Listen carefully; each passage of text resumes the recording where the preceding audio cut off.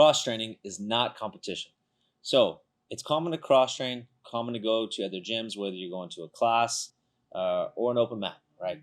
However, when you go to cross train, remember this is not a competition. You're not there for a medal, right? You don't win anything if you tap someone else at a different gym, right?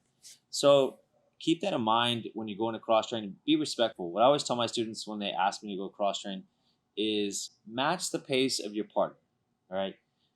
So that can often help lead to not getting out of control, not being disrespectful, and then getting invited back to those open mats. All right. So you want to be able to be a good training partner. Obviously, not be a limp fish and just get beat up because you're being too respectful. You still want to, match the pace and then give them a good run. And you can even submit them. That's fine.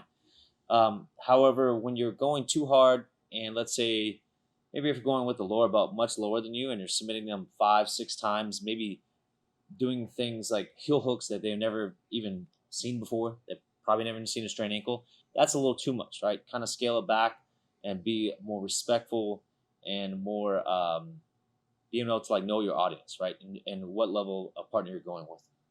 For me, whenever I go to open mats, and I'm going with, even if it's a lower belt than I am, if it's a blue belt or a purple belt, I always ask like a couple questions. I ask, do you have any injuries or things that I need to, avoid or watch out for? Because the last thing I want to do is hurt someone. But I also ask about techniques. Are you comfortable with, leg attacks? Are you comfortable with, this kind of move?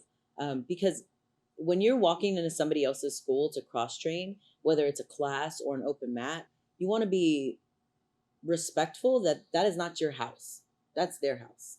And you want to show even more respect than you would in your own school. Um, I see a lot of times, like at open mats, people go in and they're disrespectful of the academy. They don't clean up after themselves, or they don't offer to help clean the mats after open mat, or they just have that mindset. This is not my school. Why do I really care? And that's a worse mindset that you can have. And when you're training with other people, you have no idea who these people are, or even if you do, you don't train with them on a daily basis. You don't know like what kind of injuries they have, or if they're getting ready for like a big competition.